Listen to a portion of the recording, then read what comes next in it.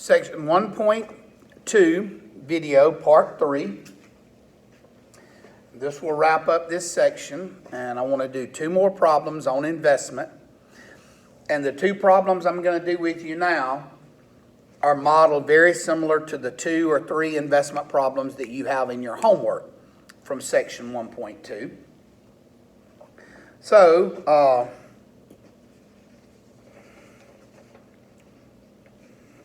let me start out and let me give you this problem right here. Write this one down. David invested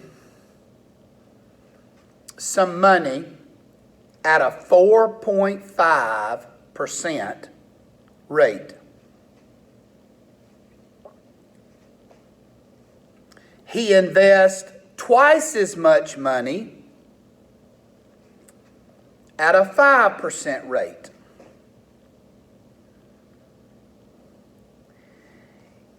If David earns $1,885 in interest after 1 year, how much did he invest at each interest rate? Now, I'm aware that that problem sounds very complicated. And it is, if you read all of it at once and try to tackle all of it at once. So what I want you to do is I want you to work through it with me here, and I want to show you how to calm yourself. Now remember, this is the first real reading problem that we worked since the perimeter problems. So remember that. So this is a reading problem where I'm looking for the 4 things: your heading, your equation, where you solve it, and a concluding statement. So I'm still looking for those 4 things. Well, Ms. Rainer, we didn't do that in the last 2 examples on the last video. No, we didn't. Remember, those were just warm-up problems. So we're back to doing headings and stuff like that. Okay. Before we jump into this problem, let me ask you this. Are we making 1 investment or 2 investments? Okay, we're making 2. How do I know I'm making 2 investments? How many percentages do you see in this problem? You see 2 percentages, a 4.5% rate and a 5% rate. So you see 2 percentages, so there's 2 investments. So here will be my formula. Now, I'm going to do my heading in just a second. But before I do my heading,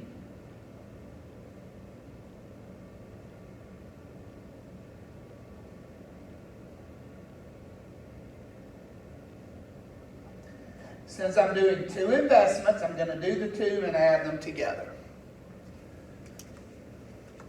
Why 2? Because I have 2 interest rates. All right.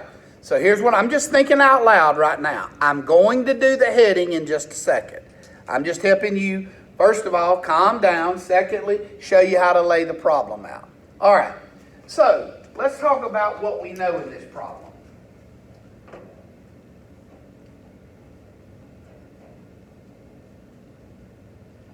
Let me do sort of what I did earlier.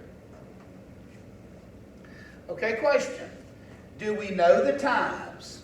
Yes, because remember at the end of the reading problem, it said he earned $1,885 after 1 year. So the time is 1 year. So gracious, we shouldn't miss that. All right. Do we know the 2 interest rates? Yes, we do. What were the 2 interest rates? 4.5%. Now, remember when you do 4.5, that's 0.045. Remember, you have to move that decimal 2 places back. What was the other percentage?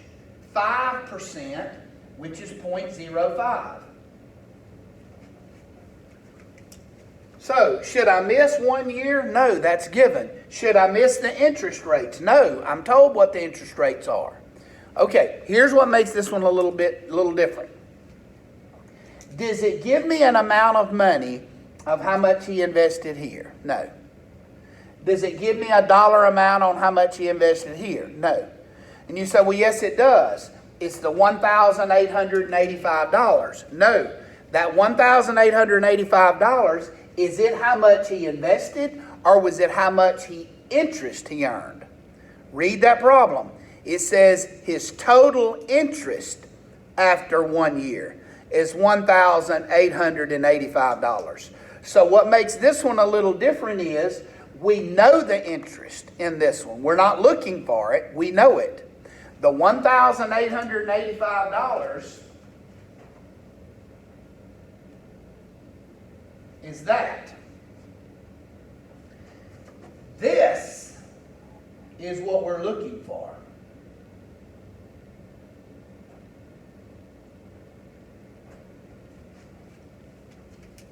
Now, you say, well, Mr. Hunter, how do you know we're looking for that?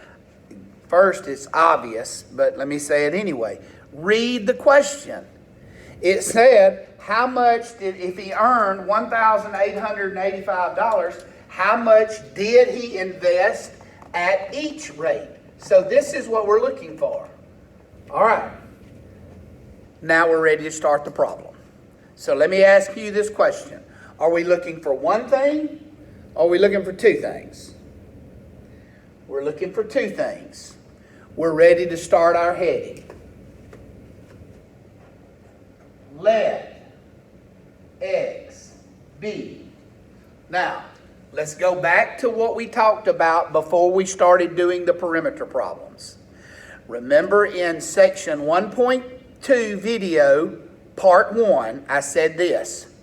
If you're asked one question, you let X be that one question. Are we asked one question in this problem, or are we asked two? We're asked two. What did the second part of the question say? If you're asked more than one question, how do you pick? You let X be the one you know what? The least about. So question. Does it tell me anything about the amount at the 4.5% interest? Does it tell me anything at all about it? No, it does not. Does it tell me anything about the 5%? And you say, well, no, it doesn't. It tells you a little bit. What does it say about the amount invested at the 5%? It was twice as much. It didn't tell me how much, but it said twice as much. So does it give me a little bit of a nugget about that? Yes, twice as much. Does it tell you anything about this one? No. All right, when you're asked two questions, how do you pick which one? Is the X going to go here, or is the X going to go here? The X is going to go here because you know nothing about that. So I'm going to let X be the amount at this percent. So let X be the amount invested at the 4.5% rate. Now, remember I also told you this. However many questions you have that many headings. Go back to the triangle problem that we worked together, the perimeter problem. Remember we were looking for 3 sides. How many headings did we have? We had 3 headings. In this problem right here, how many things are we looking for? 2 things. How many headings are we going to have? 2 headings. That's only 1. So what's the other heading going to be? The other heading will be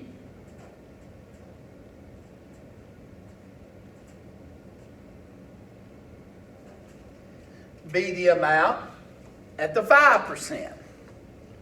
Now, you said, well, we're going to let X be the amount because we don't know what it is. Question, did it say the same amount was invested? No, it did not. If it had said same amount invested, I would put X right here. But it didn't say same amount. What did it say? It said twice as much. So, twice as much of X would be what then? 2X. Now, here's what I'm going to do. I'm going to put the X right there, and the 2x right there. All right, so here's what I now have. So there's my heading. So I'd have 1885 equals x times 0.045 times 1 plus 2x times 0.05 times 1. So this would be 1885 equals, now 0.045 times 1 is 0.045 times x would be 0.045x plus, if you take 0.05 times 2x, when you multiply that, you get 0.1x. If you don't see where that comes from, take your calculator and take 0.05 times 2. And you get 0.1x. Now I'm going to turn this around just simply because it looks better to me. So I've got 0.045x plus 0.1x equals to 1885. Now, you can get rid of the decimals, or if you want to use your calculator to do this, because the answer is going to be a whole number, you can do that as well. If you added these two together, this would be 0.145x equals 1885.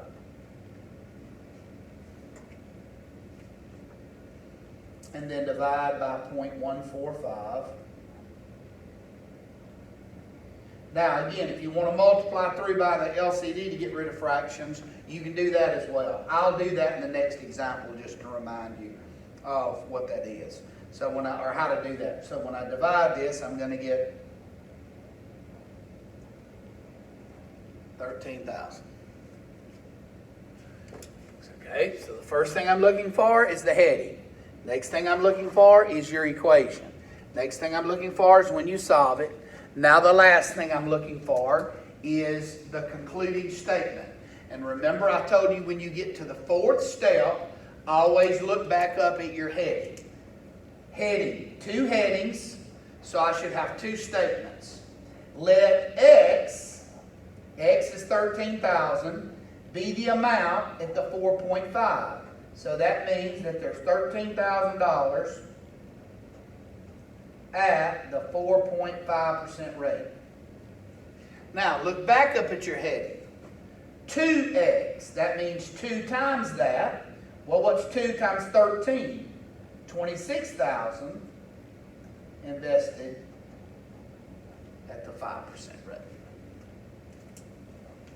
Now, if you don't practice this and really watch this part a couple of times, you're not going to have a clue how to set those problems up when you get. So this is something you may have to watch a time or two, before you go and try one. I'm going to do one more that's a little different than this one, but some of it's the same as well. So anyway, all right, let's do one more problem on from this section.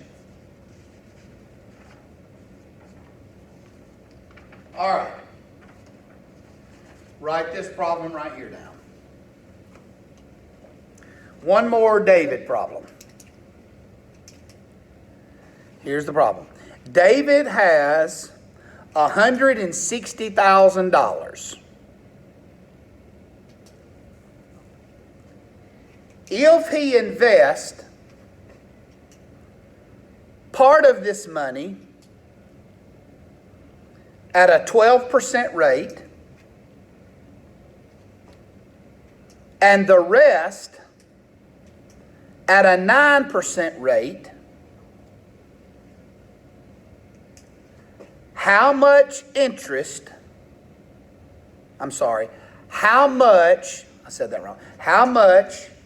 did he invest at each rate if his total interest after 1 year is $16,900? $950.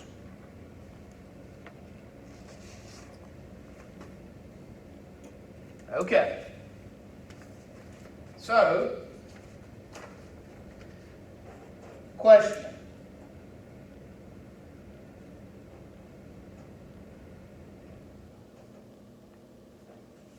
Was there one investment or two investments in this problem? There's two, because there's two interest rates. What are the two interest rates? 12%, and when you look at how many interest rates you have, that's how many of these you have to have. So I have a 12% and a 9%. So this is going to be principal times rate times time, plus another principal times rate times time. I'm not starting yet, I'm just thinking out loud. All right, so let's put in what we know.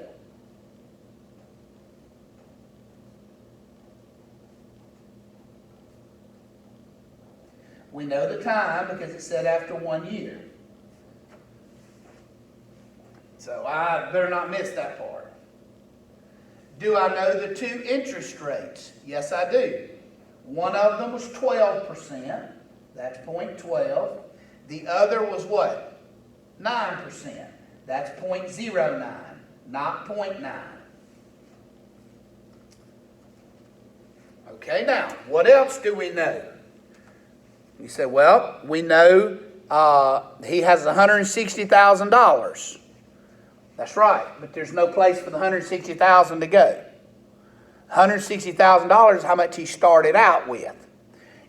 What goes right here? How much he put at the 12%. This is how much he put at the 9%. We don't know either one of those. Well, what goes right here? How much interest he earned. Now, the $160,000 is not how much interest he earned. That's how much he started out with. That's his total principal to begin with. But do we know how much interest he earned? Yes, $16,950. That goes right here.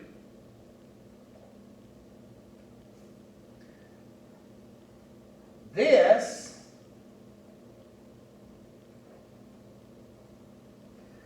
again is what we're looking for.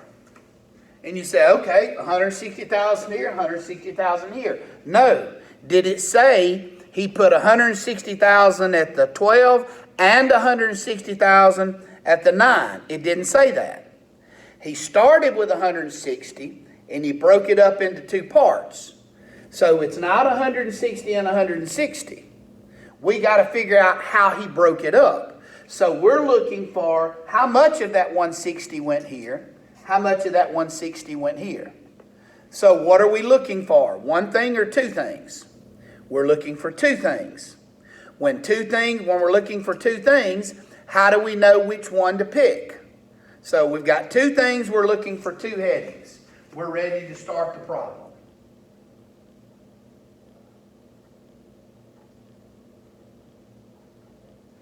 Now, why am I going to have two headings? Because I have two questions. All right. When two questions is asked, how do you know which one to let X be? The one you know the least about. Now, remember the problem we just finished? It says David put some over here and twice as much over here. So we knew more about one than we did the other. Now, do we know more about one amount in this problem than we do the other? No. Here's why. It says David's got $160,000. He's going to put some of it over here and the rest of it over here. It doesn't say anything about how he broke it up. So I don't know more about one than I do the other. If you'll remember in video 1 in section 1.2, I said this. If you're asked one question, let X be what you're looking for. If you're asked two questions, let X be the one you know the least about. But then I said this. If you don't know more about one than you do the other, you can let X be either one. So in this problem, I can put the X here or I can put the X there. It does not matter. But before we put it somewhere, let's write where we're going to put it. I'm just going to put it by the 12. So let X be the amount invested at the 12%. Well, Mr. Rainer, if I put it at the 9%, am I going to come up with the same two answers? Yes, you will.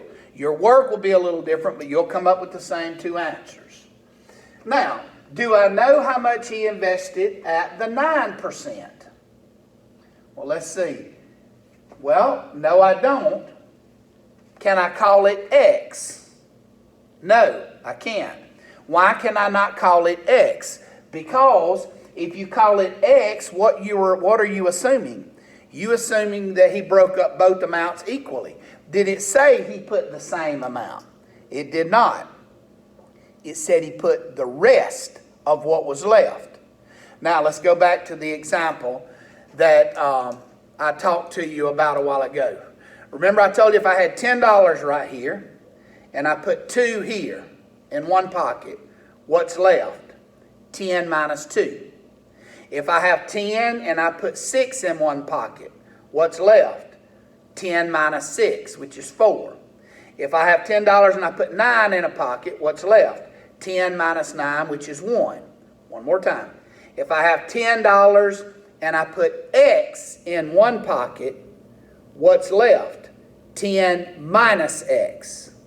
Now, in this problem, how much money did David start out with? $160,000. And he's going to break it up into 2 parts. How much did he put at the 12%? X. So what's left is $160,000 minus X. That's what's invested at the 9%. See, in the last problem, he said he invested twice as much. So, here's my equation now. So I'm going to put the X right here and the 160,000 minus X there. So here's what I've got. 16,950 equals X times 0.12 times 1 plus 160,000 minus X times 0.09 times 1. Now, I'm going to turn this around because to me it just looks better.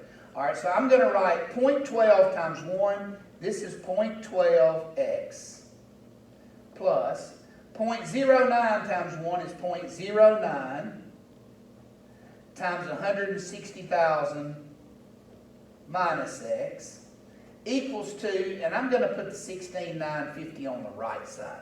It just looks better to me. Now, if you don't want to turn that around, you don't have to.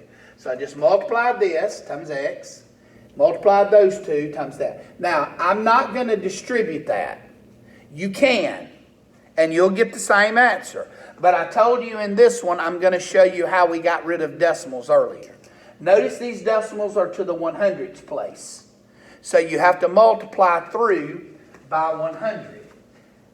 This is one term, so I'm going to put 100 here. This is one term, so I'm going to put 100. And this is one term, so I'm going to put 100. Remember we talked earlier, this is not 2 terms because of the multiplication there. When I do, this would be 12x plus, and then this just becomes 9 times 160,000 minus x equals to 16,950, but then you add 2 zeros. All right, now I'm going to distribute, so this will be 12x plus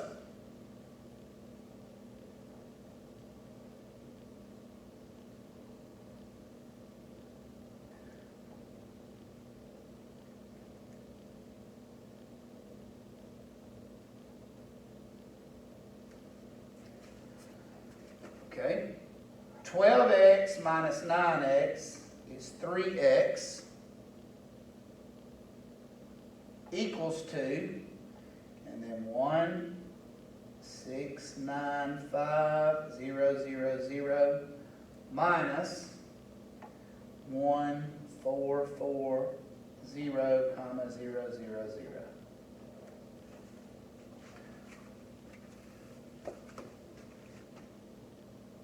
Okay?